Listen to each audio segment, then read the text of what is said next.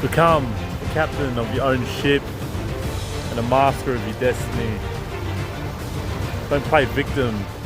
Don't fall into this poor me attitude. Go out and conquer in victory. Don't feel sorry for yourself. Make things happen. Gain freedom by moving forward with perseverance, integrity, and absolute resolve and courage. Don't fall into the trap of the system. Don't conform to the social customs and norms.